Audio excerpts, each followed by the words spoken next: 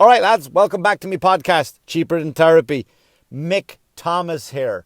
Hope you're not sick of me for spinning out these podcasts. So I said while this whole pandemic is going on, you're going to get 3 episodes a week.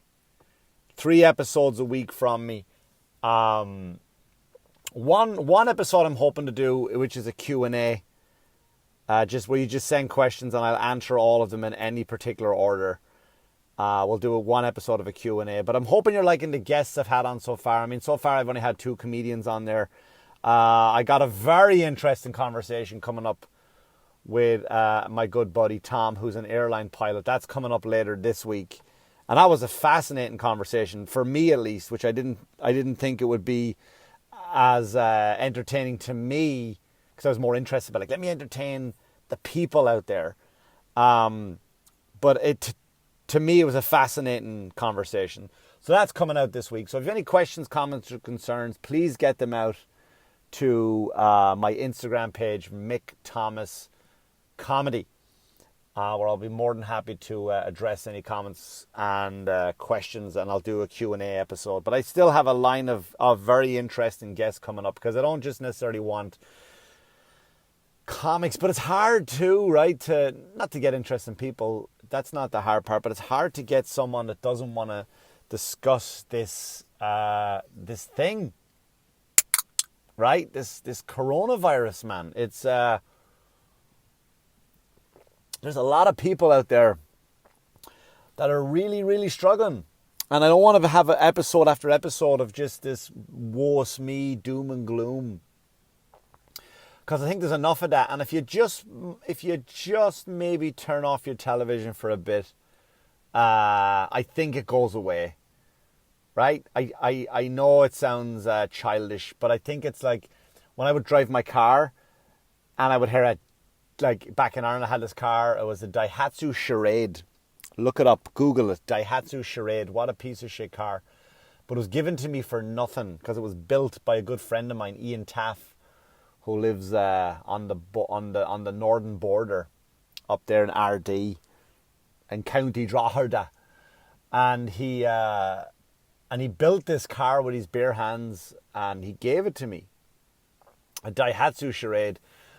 So I wasn't faulting the car itself, but the car overall as a model, if you saw that in a showroom, you're like, that's a piece of shit. But I got miles and miles and miles and miles out of that car. That car saved me, and a lot of times driving back and forth to Dublin and around Ireland and stuff.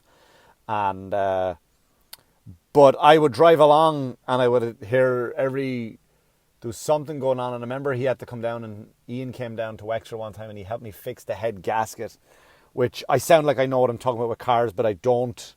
But Ian came down and he fixed my head gasket, but the car would kind of overheat all the time.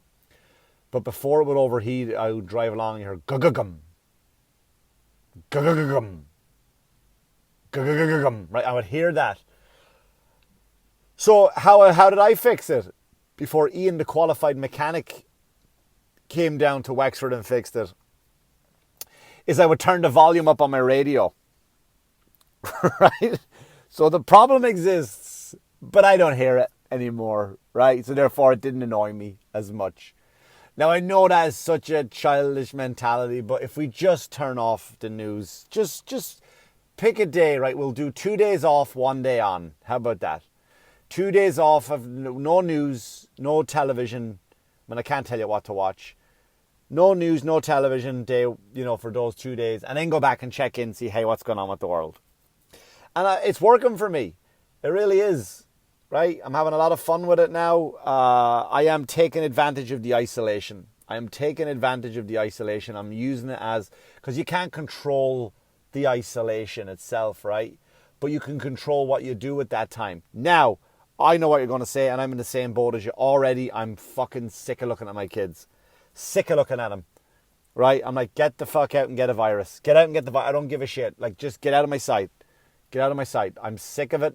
I'm sick of them. But I live across from a big field. I go out and play in the field, which is something my parents said to me. I never understood what they meant by it, apart from going out and playing at the field. But now I know they weren't doing it for me. They're like, just get the fuck out of my sight. Go play in the field. There's a playground. I'll look out the window. I don't need to be one of those parents. I don't need to be a helicopter parent. But get out. I can see the playground from here. I'll watch it from the window. There's a reflection in the TV, the way the sun shines through the window at a certain part of the day. And I have that, you know that reflection you get in the TV? So it kind of looks like you're on the show, right? But I can see behind me, so I can see the playground whilst I'm watching the telly. Get out. I'll fucking watch you through the telly. I want you gone. But I get that. But what you do with the isolation, you know, is up to you. Use this time to better yourself, right? I picked up the guitar again, right? I know 15 chords on the guitar, which is more than enough to play a bunch of songs. I know 15. So you know what I'm doing? I'm going to learn 3 more. Just 3 more chords.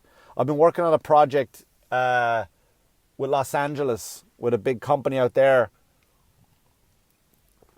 right? That's motivated me to put extra thought into it, because normally my schedule is so busy. I'm like, oh, I'll do this, I'll do that. Here's my meeting with this production company in LA. Here's my meeting with this person. Here's with that person. So now I can put more time and thought into the upcoming meetings. So let's do the right thing with our time, right? I've already started the research going back to school online. I've already started to chat with somebody about getting me back into the educational system.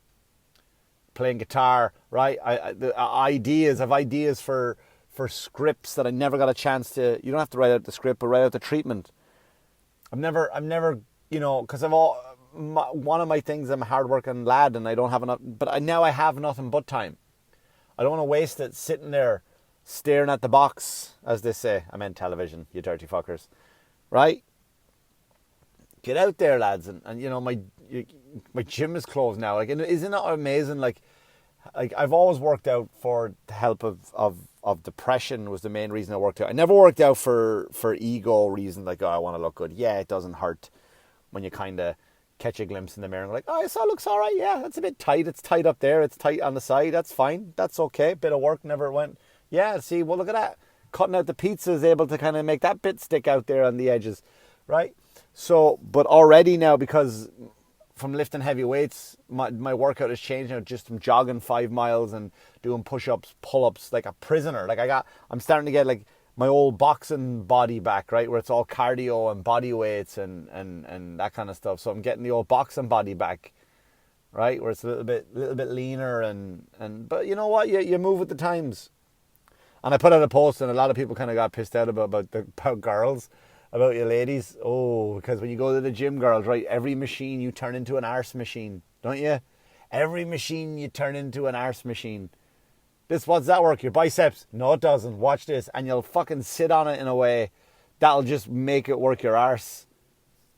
I don't know how you do it, but that machine now works your arse. It's not supposed to do that. I don't know how you're able to. Oh, look at this one here. What does this do? Oh, this machine works the inside of my index finger. Does it? Not anymore. Look at this. It works a girl's arse. So now what's happening is at the end of all this is you're going to have just pancaked arse girls with bad nails.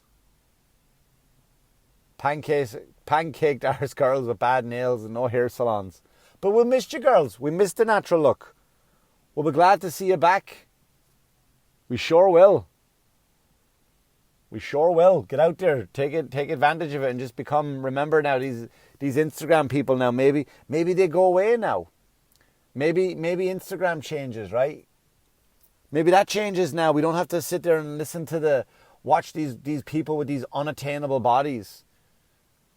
These Instagram models, who male and female, who just only have great genetics and that's it. Right? Yeah, they put the work in. Nobody's disputing that. But look at that. Maybe that all changes now. Right? We don't have to have these bodies. I think as a society, now granted, look, there are people passing away through this awful, awful virus. And I made my jokes about it when it first started, as did everybody. And then I didn't retract my jokes. I would never retract a joke. But then I admitted, like, holy shit, this is serious, right? It is killing people. It is killing people. And I still don't fear the disease for myself. Look, one of my friends has it. And he doesn't give a shit. He's like, yeah, fuck it. It is what it is. I'm locked up now. And, you know, it goes away. Like, it goes away. But he's a lucky one. He's a young, healthy lad. And it's It's kind of running through people. It's running its course. And but I think one of the good things to come from all this is going to be maybe when we get the call, hey, right, guys, go back outside, and we all open our doors together and we walk out and we look up at the sky, and the sun blinds us a little bit, right, because we're not used to the sun, and we hear birds chirping. What's that noise? Birds chirping? And we walk out. Maybe we're different people. Maybe that's the good that came from it. Maybe we became more compassionate to others. Maybe we did. Maybe we didn't. Maybe we're still useless fuckers. Maybe we're still selfish. Right? Maybe we're not dependent anymore on this little thing in front of us, the little phone. Because I don't know about you, but I think if we do our part, like I was at a smoothie place the other day. I think it was last Friday. Today is March 22nd. It's my birthday, by the way. So if you're listening to this, you've already missed my birthday. Thanks so much for all the good wishes. I'm not kidding. I don't post it online, guys. But, so I'm at the smoothie place, and I walk in, and the girl is like, excuse me, sir. I go, yeah, there's only 5-person limit. And it was like, I was the 7th person in there. So I went, no problem. And I walked outside and I stood at the door. And then a mother and a daughter left, and I went in. Right? I went in. And then all of a sudden, this girl walked in. Young girl, right? Head in the phone. Thumbs going crazy. And the girl came out and she goes, hi, sorry, we can only allow 5 people in at a time. And she was like, are you serious? Like, not only was she couldn't comprehend, like she had spent, so she's in her very, very young 20s, which means she has spent her years from her mid to late teens growing up in a cell phone, right? Growing up in a world where you get what you want just because you asked for it and demanded it, right? So this girl had no comprehension that you couldn't get what you wanted.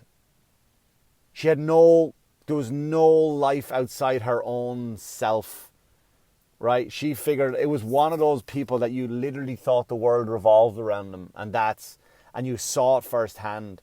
And I think if maybe that person wises up a little bit, right? Maybe that person decides to put down that phone and pick up a book. Like I picked up an audio book. I always used to listen to audiobooks, and then I'd change over to podcasts, and then I would go back. So I started back on audiobooks, but instead of picking something I was interested in, I just picked a topic that I know nothing about. Just to learn about something, just to open my brain about it. This person will never do that, but maybe she will, right? Maybe that person will now go away. When I say not her individually, but the person that she represents, maybe that part will die. Maybe she will die. Again, not the girl herself, but that whole action of it, you know what I mean? Like that whole maybe that's going to die. Maybe we'll come out just happier people, you know. And I was in the smoothie place, and it was like, you know, this girl was like, no, we've never been as quiet. Like obviously based on, you know, you could still order your food and come and pick it up, but they weren't. They were dead. Like they were people, and you know, you think some people would, like, if you are going to eat, like, eat healthier foods. And nobody's asking those questions, by the way. For all the people getting sick, nobody's coming up to them and going like, can I ask you a question? Yeah, what are you eating? Excuse me? What are you eating? Like, what's in your everyday diet? Nobody's attacking this problem. It's all like, oh, the elderly. It's all the elderly are gonna, you know. And then there's one guy who was 40-something, and he died. He was at Disney, and of course they're not blaming Disney for getting it, of course. But he got it and he died. And people are like, see, it attacks the young. But when you click on the link and look at the guy, he was an obese man, a very, very obese man. Here he goes. Oh, yeah. It was only a matter of time. No, I'm not just having a go. I'm just saying health, guys. Health. Nobody's addressing, hey, guys, go out and be healthy. right? Go out. No, the government is saying, like, don't, like, yes, they're saying stay in your home. They're not saying remain in your homes. They're not saying, like, you're locked in your house, that's it. Go out only if necessary. Go out for a walk. Just follow the rules of staying. Exercise, guys. I'm not saying fucking run up a hill. I'm not saying jog 5 miles, but go walk a few miles now. Go walk a few miles. Get your lung capacity up. It's a respiratory infection.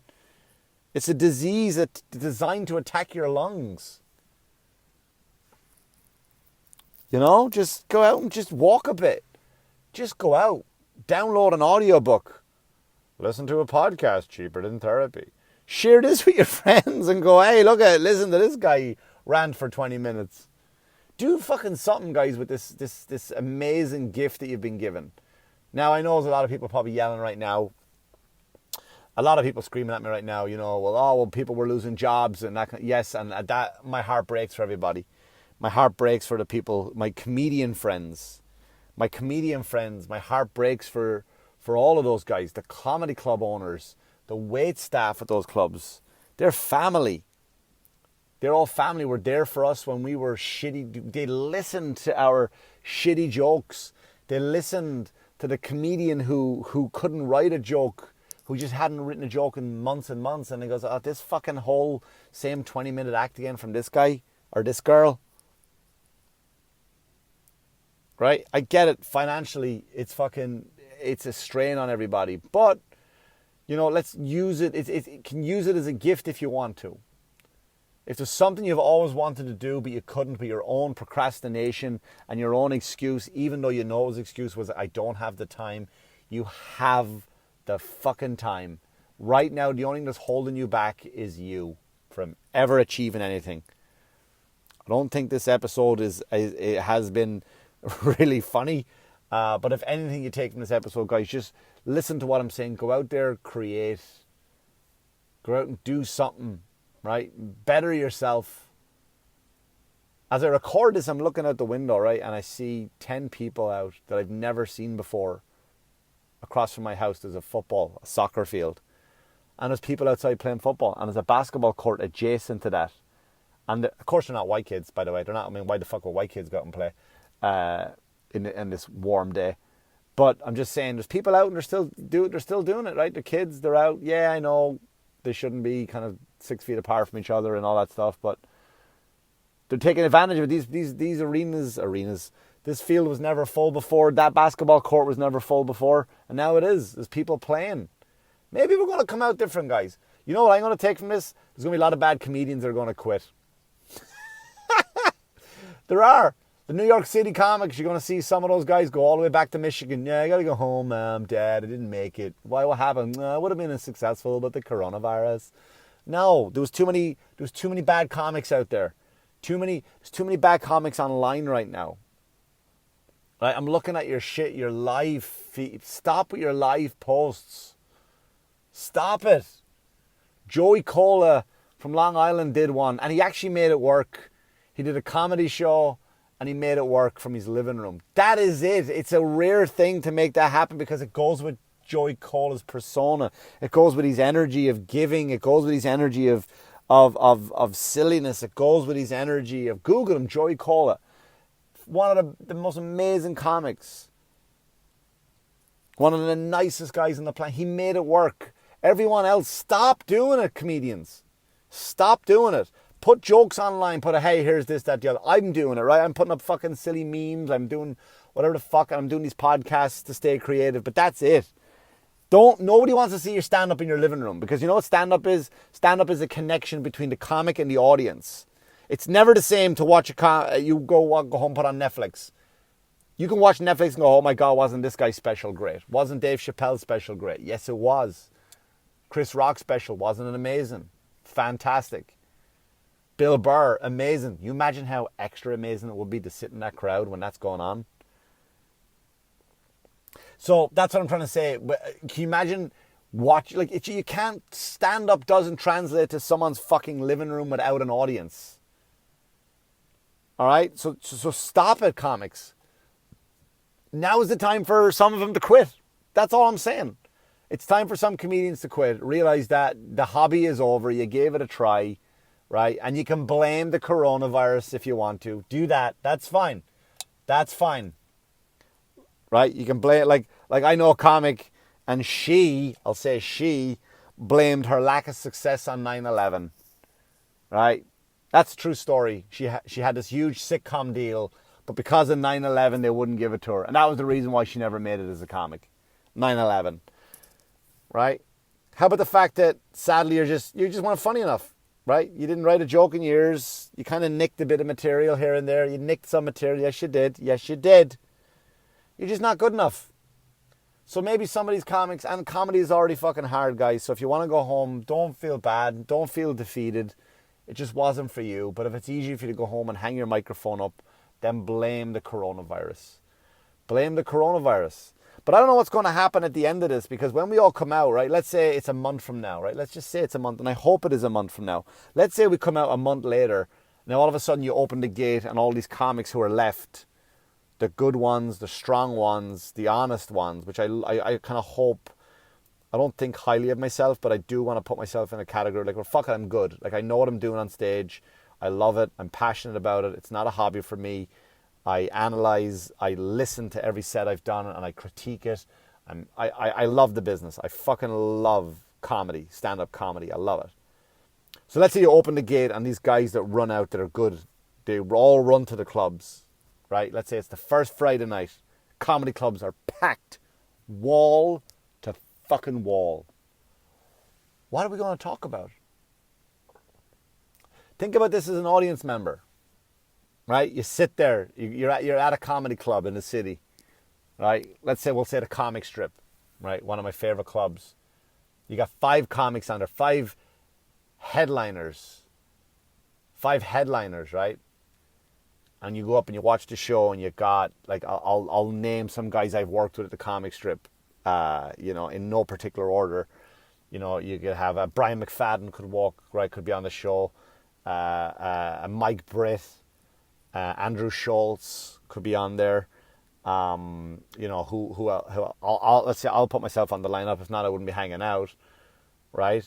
Lenny Marcus, right? And God knows whatever celebrity could drop in, right? So let's say there's 5 of us on that show. What are we going to talk about? I can't go up on stage, right? And go. So the other night, right? I'm at the movies. Because, no, you weren't, you liar. You were quarantined. Oh, yeah, right. So I'm driving here the other night, and this guy, no, you didn't. You were quarantined. Oh, yeah, so, last week, so we were at the mall. No, you weren't. You're quarantined. Like, Trump said, like, no, he didn't, because all he was talking about was the quarantine. So all you're going to talk about on stage was, like, how you're quarantined. So the first comic goes up. First of all, the MC is going to go up, right? And let's say Tom Van Horn or James Mattern, really fucking great MCs, right? Mike Britt or whatever, just really good hosts at the Comic Strip. And they go up and they do their 20 minutes on, hey, blah, blah, which is their right. So you're locked in your family, right? You want to choke your family, you want to kill your family, right? How many more times? Homeschooling, right, guys? Now you're a teacher and your kid skipped school and your kid called out sick and I wrote a note to the teacher, and right, you do all the jokes up front. And now, ladies and gentlemen, come to the stage, blah, blah, blah, blah, blah, right? So who comes up then? What are they going to talk about? They're going to talk about fucking quarantine. So I think for a while, stand-up comedy is going to be a bit weird, right? It's going to be a bit weird. So that's why I kind of think your creativity, to be original. I mean, you can go up and do, I'll never tell a comic what to do, but I try kind of stay off topics that people are already doing. And so when I go up on stage, bomb or not bomb, it goes, well, at least nobody's talking about this tonight. When he goes up, nobody else mentioned this tonight. But it's going to be kind of hard, because anything you talk about, if you're honest, is going to be a lie. If you're an honest comic, right? It's weird. It's a weird time. Anyway, so I don't know what the fuck I did in this episode, guys. I just ranted and raved. I do apologize. But this week coming up on the podcast, I do have a very interesting conversation with someone from an airline. He's an airline pilot, like a legit one of the major airlines. We talk about how everything is going to affect and everything. And yeah, it was one of the most fun conversations I had. And I got a lot of guests coming up this week, guys. So I'll leave it at that. I appreciate you listening, sharing. Thank you so much. If you have any questions and comments or concerns, guys, because I am going to do a Q&A episode where I just answer questions. And maybe I'll do an open mic episode where I take a bunch of material that I was going to do on stage that hadn't been developed, and maybe I'll do it with another comic or two. We'll do like a round table thing, like we'll do like a writing session, right? Which some comics do that. I don't normally do it, but I think it would be fun to do on a podcast to let you guys know what a writing session is, and everyone sits around and brainstorms some ideas. But anyway, thanks so much for tuning in, guys. I really appreciate you. Mick Thomas Comedy on Instagram. I thanks for sharing, thanks for liking, subscribing. Any questions, comments, concerns, send them over, guys. And again, please do your part. Keep your distance. Stay indoors. Let's not be a bunch of assholes. Let's not do that. Let's not be those people in Jersey who had the wedding and the cops came and arrested 50 people. Right? Don't be those people, guys. All right? Thanks so much for listening. Stay healthy. Be good to one another. And fucking do what you're told. Wash yourselves, you dirty fuckers. Thanks so much for listening, guys. I'll talk to you soon. It's the Mick Thomas Show. Cheaper than therapy.